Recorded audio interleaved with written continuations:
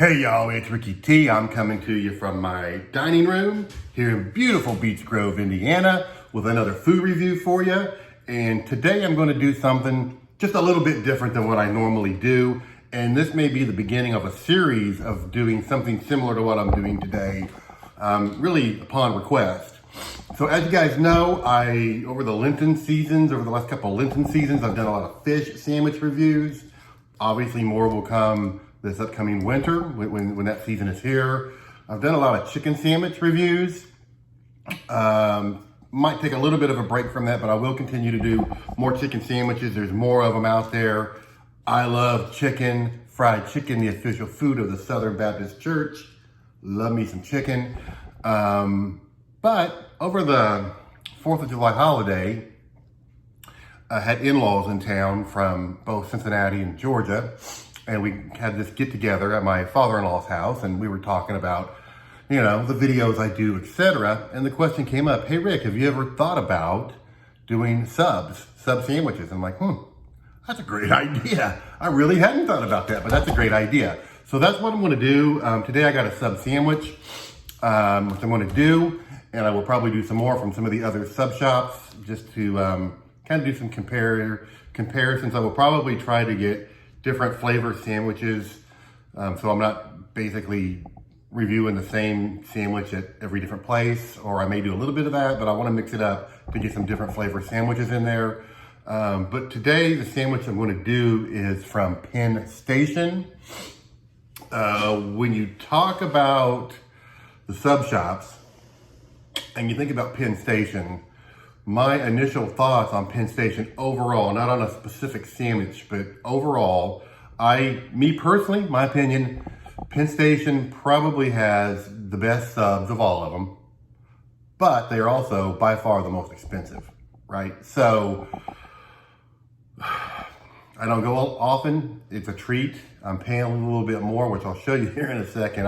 I paid way too much for this sub in my opinion, but I'm a cheap person. I'm a frugal person on that kind of stuff. So first, before we get into the actual review of the sandwich, just some initial thoughts on the ordering process. Ordered this online, okay?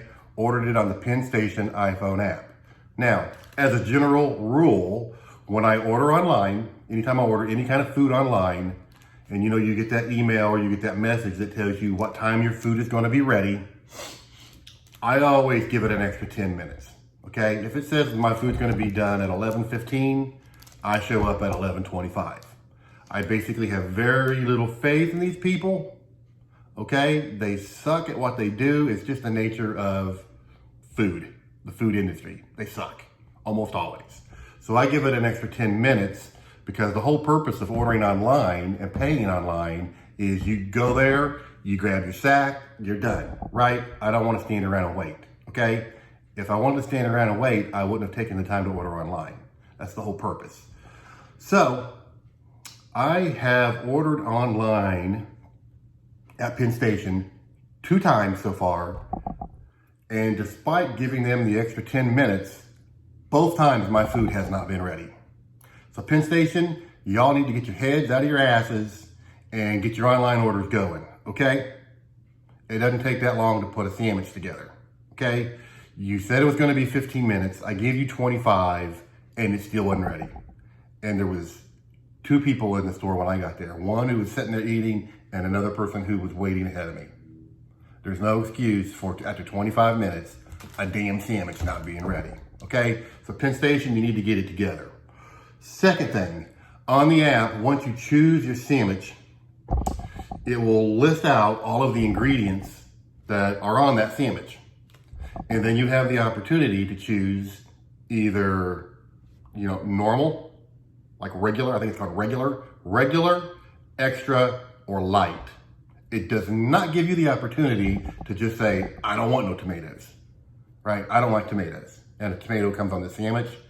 I couldn't pick no tomatoes, so I had to just pick light. That way, when I pick the tomatoes off, hopefully it'll be a few less than otherwise. But Penn Station, you need to update your app so people can choose to just totally say no to an ingredient, okay?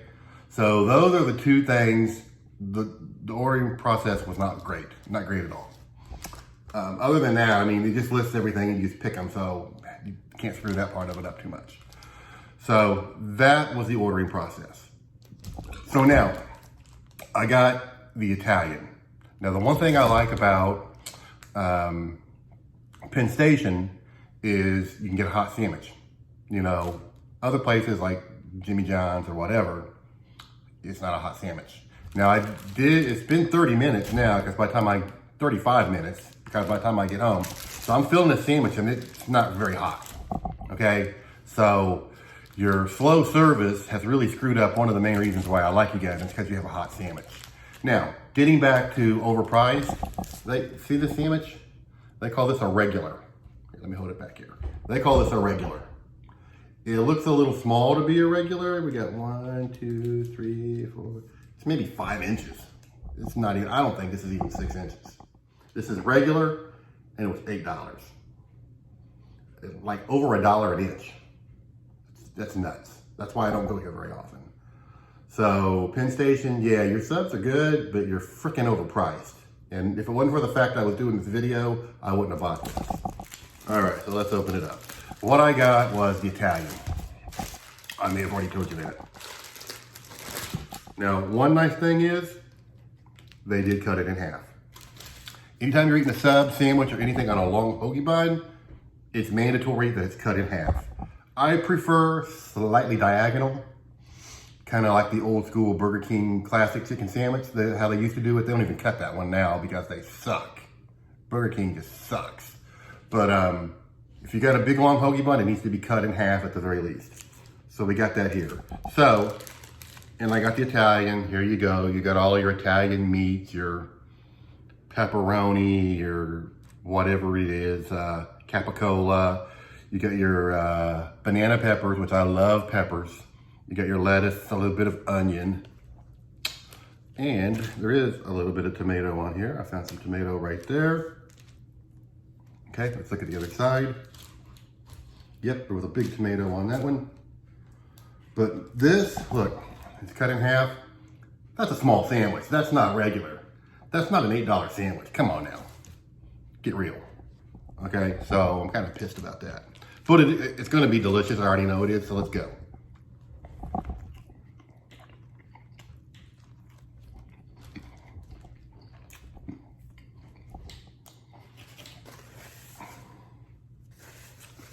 Okay, so as I mentioned earlier, because it took them so long to get everything ready, it's barely warm. It's warm.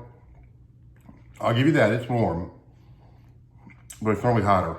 Like if you order it in the store and get it when it first comes out. So I guess one of the downsides of online ordering, or anytime you order and take it home, is it might not be hot or as hot. But as far as taste,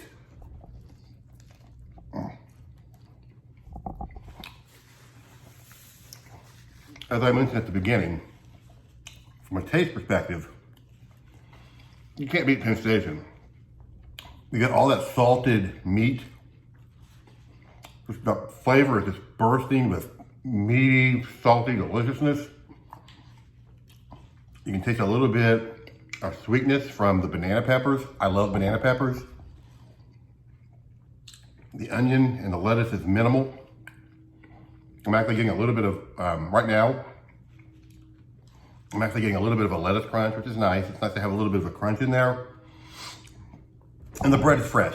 You know my rule on the bread. I'm not going to talk about that anymore. It's a good fresh bun that does a good job for what it's supposed to do.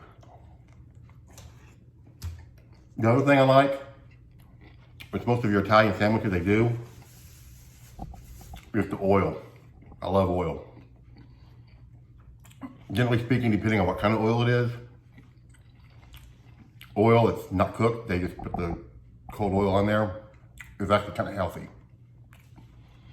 These oils are what they call healthy fats. So I'm almost done with half. I'm not going to eat the whole thing for you. So you've heard my complaints on the ordering process and all of that. You've heard my complaining on it costs too much, the sandwich is too small for what you paid for. But then once you start to eat it, it's so good. It is so good. Their sandwiches are so good. It's like every now and then, oh, by the way, there is some melted cheese on here. You need to put more cheese. That's another complaint. You need to put more cheese. But their sandwiches are so good that once in a blue moon, I am willing to pay too much because they're just that good. I think that's the spot. Especially as Italian. I almost always get the Italian when I go to Penn Station. So it's hot. When it first comes out, you got that melted cheese with the cold veggies.